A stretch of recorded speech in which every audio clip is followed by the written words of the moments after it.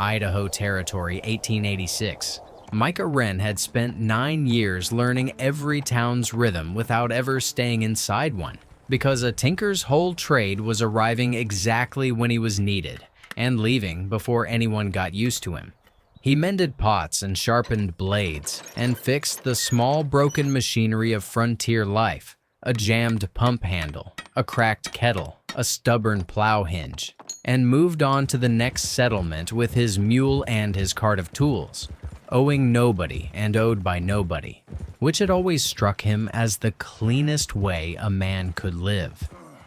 He rode into the small mountain settlement of Copper Hollow on a cold October afternoon with a cart full of half-finished repairs and no particular plan beyond the next town on his route. He found the argument before he found the girl.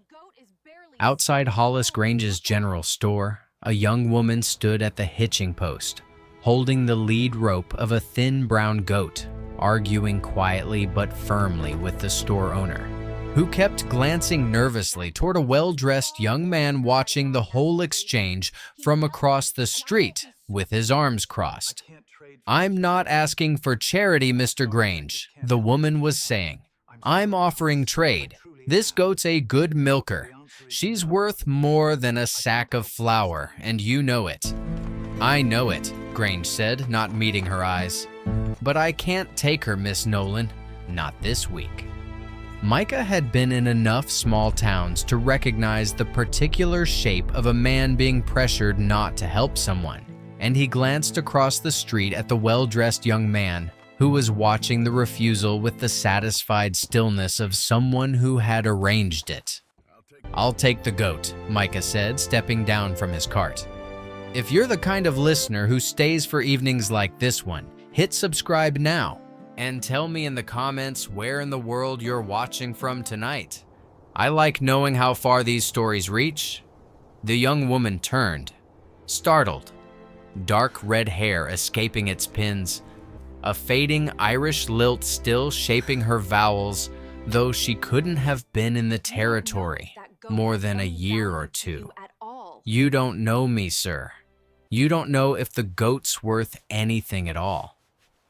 "I know a good milker when I see one," Micah said, running a practiced eye over the animal. "And I've got more flour in my cart than I need for the next month of travel." He held her gaze steadily. "Keep the goat. I'd rather give you both a home." She stared at him a long moment, the offer clearly larger than the flour itself, and something in her expression, pride wrestling honestly with hunger, settled into cautious acceptance. "That's a strange thing to offer a stranger," she said. "I've made stranger offers for worse reasons," Micah said. "Seemed like you needed the flour more than I needed to sell it." She studied him a moment longer, the mule in decent condition despite the road miles, the cart's tools worn from real use, the particular calm of a man who didn't seem to expect anything back for the offer. "You have a name? Or should I just call you the tinker who gives away flour to strangers?" "Micah Wren." "Bridie Nolan." She adjusted her grip on the goat's lead rope. "And I'll pay you back for the flour, whatever it takes. I don't take things I can't return." "Didn't ask you to return it." "I know," she said. "That's rather the point I'm making." He almost smiled at that. The particular stubbornness of someone determined not to be indebted to kindness, which he recognized because he carried a milder version of the same habit himself. "Then consider it a loan with no due date," he said. "That satisfy the accounting?" "Barely," she said, but something in her shoulders eased all the same. Her name was Bridget Nolan, Bridie to what few friends she had left in Copper Hollow. She'd come west with her father 18 months prior, following a homestead claim he'd filed sight unseen on 40 acres of rocky, unforgiving mountain ground 2 miles outside town. Trail fever had taken him the winter after they arrived, leaving Bridie 22 years old and entirely alone in a country she'd lived in for less than 2 years, holding a claim she had no legal standing to keep unless she could prove continuous residence and improvement for 3 more years on her own. She explained all of this plainly, walking beside Micah's cart back toward the edge of town, the newly acquired sack of flour balanced against her hip. "I've got 2 goats, a garden that mostly failed this year, and a cabin my father built before the fever took him. I've been managing. Barely, but managing." She glanced back toward the general store. "Until recently?" "The man watching from across the street," Micah said. "That have something to do with recently?" Bridie's jaw tightened. "Garrett Hale. His father owns half the ranches and the only store credit worth having in 3 counties. Garrett asked for my hand in July. I said no." "Why?" "Because I've seen how he treats men who work for his father," she said. "And because I'd rather starve honestly than marry a man I'd have to be afraid of by winter." She looked at Micah directly. "He's made sure Grange can't extend me credit since. Told half the town I'm too proud for my own good, which is easier to believe than the truth." Micah stayed in Copper Hollow longer than his route allowed for, telling himself it was because the town's tools needed more mending than most, which was even partly true. He fixed the church bell's cracked yoke, repaired 3 broken plows, resoldered Hollis Grange's cash box hinge, and each evening found some practical reason to ride the 2 miles out to Bridie Nolan's 40 acres, where the cabin's roof needed patching before the mountain winter arrived in earnest. "You don't have to keep coming out here," Bridie said the 4th evening, watching him reset a row of shingles against the coming cold. "Roof's not going to patch itself," Micah said. "That's not what I asked." He considered that, the way he considered most things, slowly and honestly, once he decided to answer at all. "No," he admitted. "It's not." She didn't push further, which he'd learned in a week and a half was entirely her way. She asked a direct question once, plainly, and let a man decide for himself whether he was ready to answer it honestly. Their evenings fell into an unnamed rhythm. Bridie milked the goats at dusk while Micah split kindling, and afterward they'd sit at her father's rough-hewn table over a modest supper, trading the small currency of a day's work, a hinge that finally sat right, a hen that had wandered half a mile before he found her, the particular color the mountains turned just before full dark. Bridie kept a small collection of her father's books on a shelf by the window, and some nights she read aloud from whichever one she was working through, her voice softening the Irish lilt she otherwise kept carefully flattened for the benefit of Copper Hollow's opinion of her. "You don't have to hide that," Micah said one such evening, noticing how she caught herself mid-sentence and smoothed the accent back down. "Hide what?" "The way you actually sound." She was quiet a moment. "My father used to say a strange voice makes people distrust you twice as fast in a new country.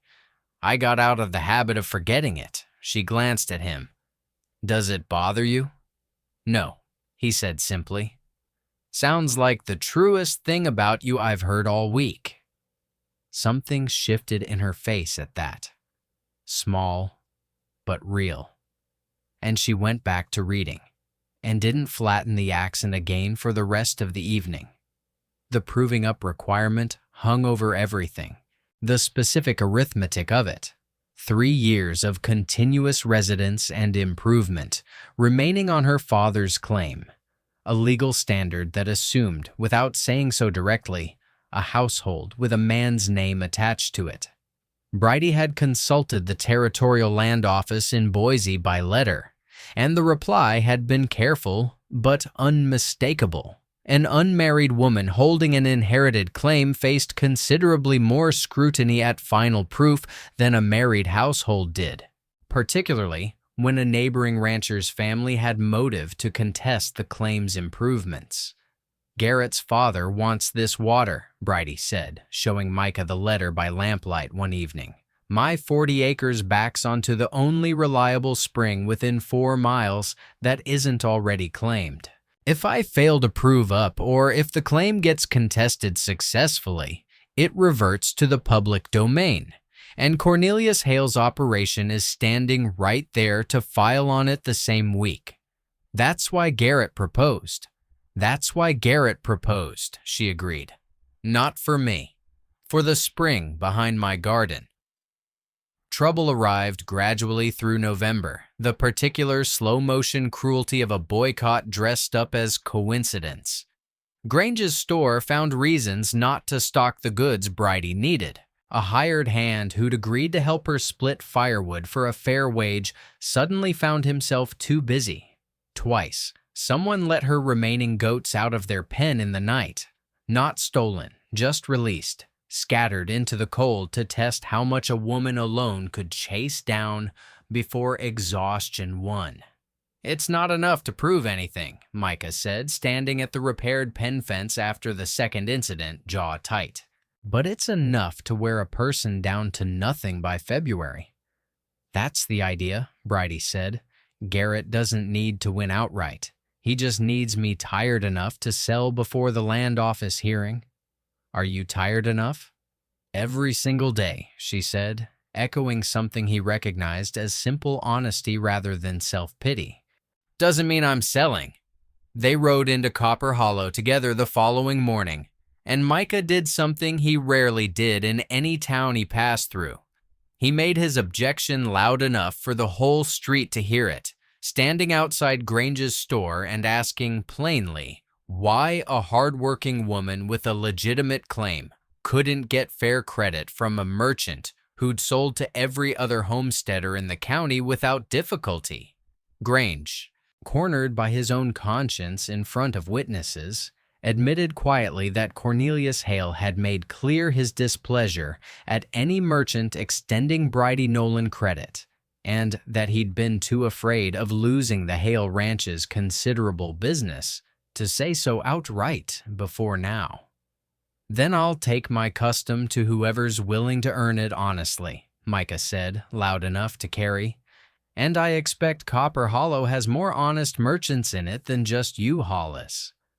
It wasn't a large moment, but it was, Bridie told him later, the first time in 4 months anyone in town had said the quiet part out loud in public, and it changed gradually how several of Grange's other customers began to look at the whole arrangement. I want to stop here a moment because Bridie Nolan's situation says something true worth sitting with. The law that let her inherit her father's claim never quite trusted her to hold it alone. Every requirement, every hearing, every scrap of scrutiny assumed a woman needed a man's name beside hers to be taken seriously as a landholder. She wasn't fighting Garrett Hale for a spring of water, not really. She was fighting an entire framework that had decided before she ever arrived in Idaho Territory that her competence needed a husband's cosigner to count as real. This is the 5th story we've told here, and if tonight's the first time you're joining us, welcome. There's a whole porch light of these waiting for you. Now, let's get back to Copper Hollow, because Cornelius Hale doesn't strike me as a man who loses a water source quietly. The confrontation Micah had been expecting arrived in early December, when Cornelius Hale himself rode out to Bridie's cabin, silver-haired, imposing, the particular calm of a man who had rarely needed to raise his voice to get what he wanted. "Miss Nolan," he said, tipping his hat with practiced courtesy before turning his attention to Micah, and the tinker who's decided this isn't his business. "Made it my business a month ago," Micah said. Hale's expression didn't waver. "I understand there's been some difficulty securing supplies in town. Territory's hard on an unmarried claim without deep pockets behind it." He looked at Bridie. "My offer through Garrett still stands, if the difficulties are proving too much." "The difficulties are proving entirely manageable, Mr. Hale," Bridie said. "And I have every reason to believe they'll continue to." "Do you?" Hale said, something calculating shifting behind his eyes as he looked between her and Micah. "A land office hearing is a formal thing, Miss Nolan. It examines the whole picture. Continuous residence, genuine improvement. A woman running a failing claim with a wandering tinker helping out isn't quite the same picture as a woman running it with a husband." "Then it's fortunate," Micah said quietly, "that neither of those things is any business of yours, Mr. Hale." Hale studied him a long moment, then tipped his hat and rode off without further pleasantries, and Bridie stood watching him go with her jaw set, in a way Micah was beginning to recognize as her particular flavor of quiet fury. "He's going to contest the hearing," she said. "Formally, claim insufficient improvement, insufficient residence, whatever he can make stick." "Then we make sure there's nothing to stick," Micah said.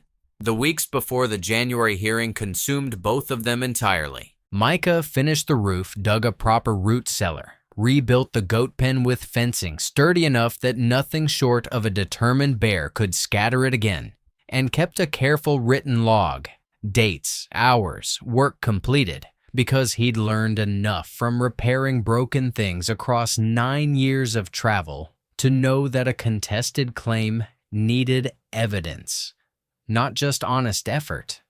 Bridie, for her part, proved to have inherited her father's stubborn thoroughness about paperwork.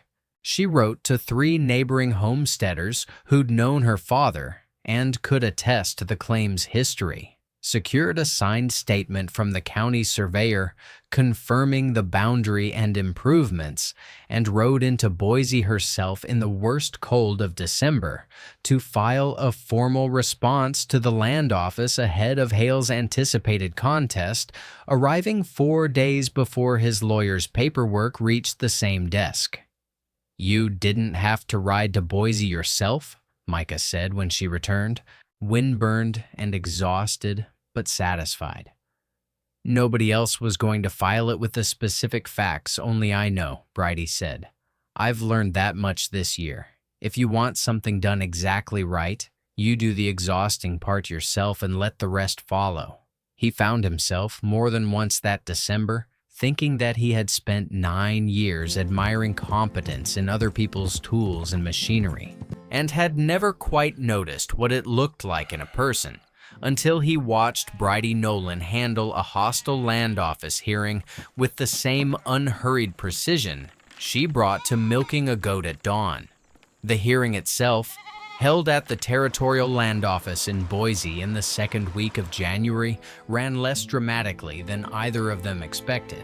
Cornelius Hale's lawyer argued insufficient improvement and questionable residence with practiced confidence, until the commissioner, a careful and unhurried man named Aldous Ferris, methodically worked through Bridie's documentation, the surveyor's confirmation, the neighbor's sworn statements, Micah's dated log of repairs, and a set of tintype photographs a traveling photographer had taken of the improved property in November, paid for out of Micah's own pocket specifically for this purpose. "This is considerably more thorough than the contest filed against it," Ferris observed dryly, glancing at Hale's lawyer. Hale's lawyer, a polished man clearly more accustomed to arguments winning on reputation than on documentation, attempted to press the point that a claim maintained by a woman without a husband's name attached carried inherent uncertainty regardless of the paperwork's thoroughness. Ferris removed his spectacles and regarded the man with the particular patience of someone who had heard this exact argument too many times to find it persuasive anymore. "The statute requires continuous residence and demonstrable improvement," he said. "It does not require a husband's signature, and I'll thank you not to argue otherwise in my hearing room again. Miss Nolan's documentation exceeds what I generally see from claims twice this size." He gestured to the tintype photographs spread across his desk. These are dated, witnessed, and consistent with the surveyor's report. Your client's contest offers nothing beyond an assertion that a woman alone is inherently suspect, which is not, Mr. Whitlock, a legal argument. Bridie sat very still through the exchange, her hands folded tightly in her lap, and Micah, watching from beside her, understood that she had likely braced herself for exactly the outcome Hale's lawyer had been counting on, and was only now beginning to believe it wasn't coming. Hale's contest was dismissed within the hour, the claim confirmed as continuing, in good standing, with 18 more months required before final proof but no further grounds for challenge in the meantime. Cornelius Hale left the hearing without a word to anyone, and word reached Copper Hollow ahead of them that his interest in the spring behind Bridie's garden had, for the moment, quietly evaporated. "He'll try something else eventually," Bridie said on the ride back toward Copper Hollow, more matter-of-fact than worried. "Maybe," Micah said, "but he'll have to work considerably harder for it than he wanted to."